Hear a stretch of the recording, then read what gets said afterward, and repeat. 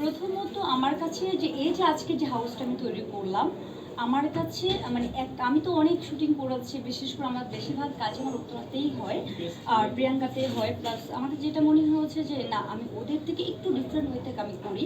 যেটা হয় কি, যেটা আমরা অনেক জায়গায় অনেক প্রপস পাই না, তারপর মাস্টার বেডগুলোতে বসার মতো পরিবেশ থাকে না। মেকআপ রুমটা আমি লাইক এটা একটা মানে রেস্ট রুম বলতে পারেন, মেকআপ রুম লাইক একটা বেডরুম, মানে মিনি বেডরুম, সব কিছু মিলিয়ে ড্রয়িং ডাইনিং পরিপূর্ণ একটা অফিস রুম।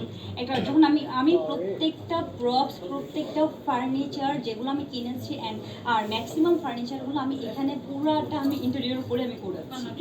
সো আমার কাছে মনে হচ্ছে আমার এটার প্রত্যেকটা জিনিসে আমার অনেক ভালোবাসা ছিল, অনেক ভালোবাসা দিয়ে আমি কাজটা করেছি। আর যেটা হয় যে এই শুটিং হাউসটাতে আমার কাছে আসলে মনে হয় কি এটা আমার হাউস। যেমন আমি যেখানে দাঁড়িয়ে আছি, আমার কাছে মনে হয় এটা আমার একটা মাস্টার বেড। মানে আমি যখন এই রুমের মানে যেটাই করি, একটা লাইক একটা ফ্যান কিংবা একটা লাইট আর একটা প্রপস কিনি, যে কোনো জিনিসই কিনে আমার কাছে মনে হয় কি আমার মাস্টার বেডের জন্য এই জিনিসটা লাগবে, ওইটা লাগবে।